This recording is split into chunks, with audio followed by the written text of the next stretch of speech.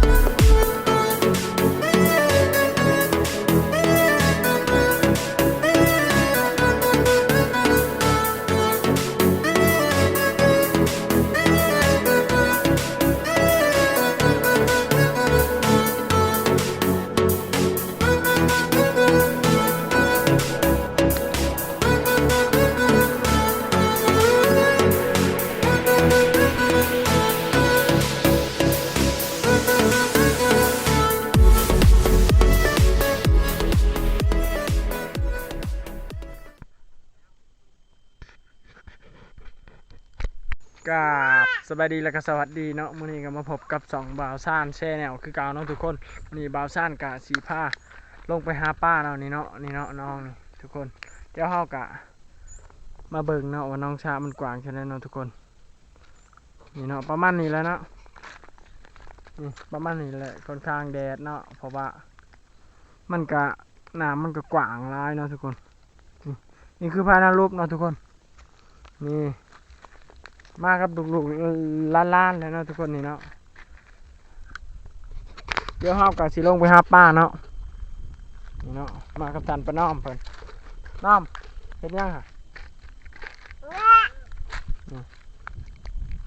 ฮะ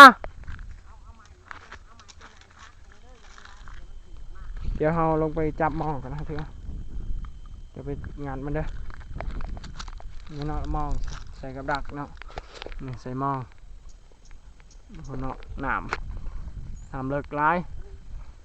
ตกเด้อตกมายังเด้เห็นล้มลายมันป้าทุกคนป้านี่เนาะอยู่พุ่นป้านี่เนาะน้ำก็เลิกไล่เนาะทุกคนเนาะขี่รถมอไซค์มาดูรถจักร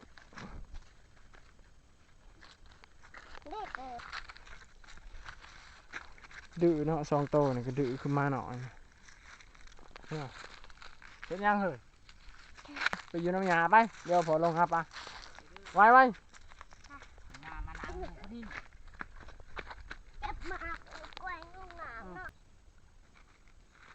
นู่นนกเป็นยางคาวมาเบิ่งดูนกทางนู้น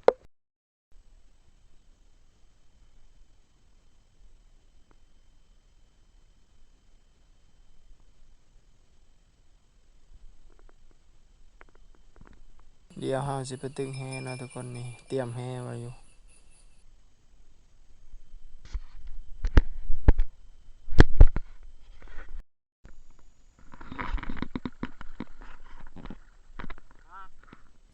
เดี๋ยวเราจะลงไปเอาแฮนะทุกคนเพราะว่าหวานแฮแล้วเนาะทุกคน นี่แหละในวันนี้แหละเนาะ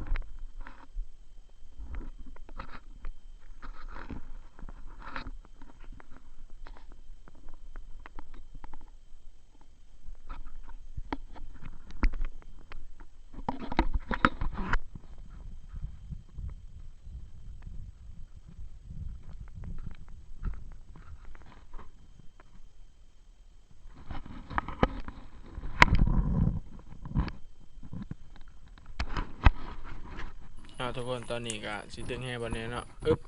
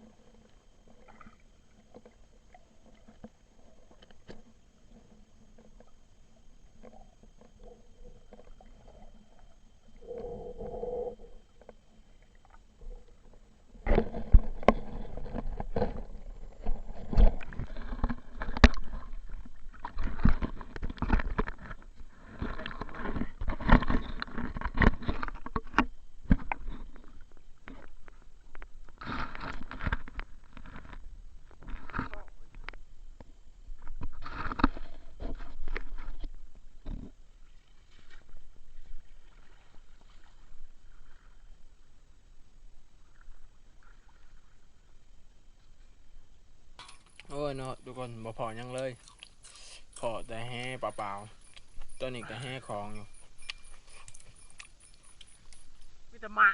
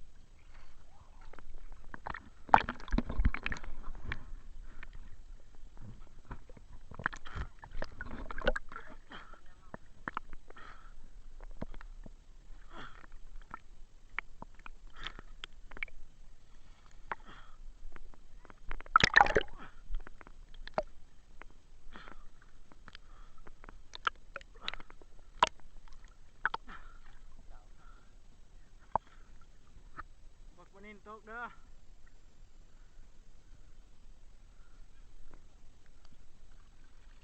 ใช่ปะกำลังเดินตัวดีเอาหนึ่ง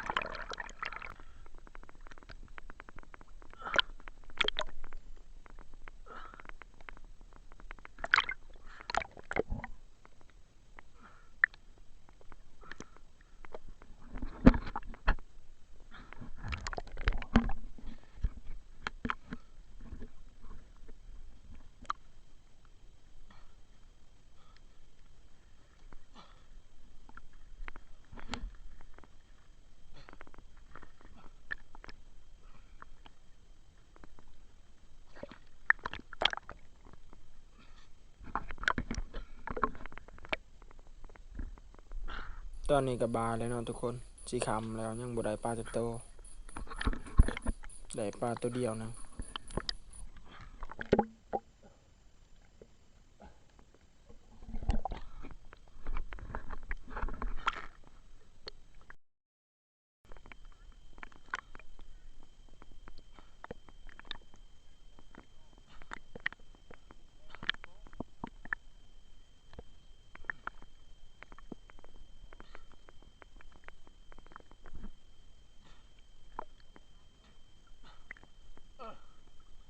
ยังอะไรหักมันกว่าไง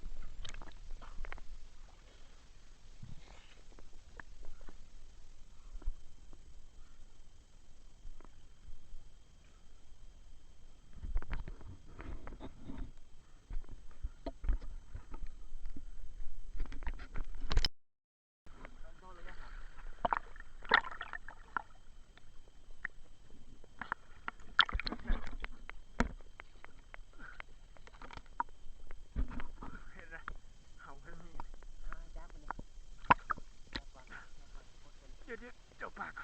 หยุดยังบ่ได้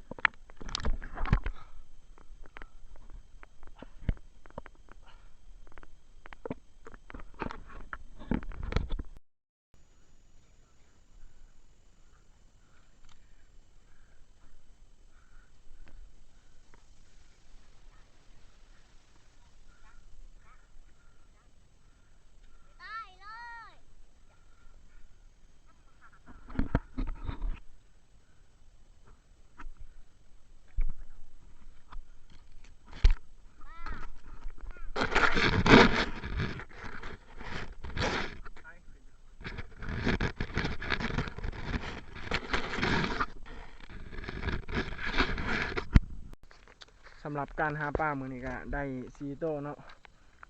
ก็บ่ได้หลายปานใดเนาะทุกคนมันก็บ่อยากมานปานใดเนาะเพราะว่ามันหนามันลายเนาะเอ้าสำหรับคลิปนี้ก็อย่าลืมไปกดไลค์กดแชร์ทาง2 YouTube บ่าวซาน Channel เด้อบ๊ายบาย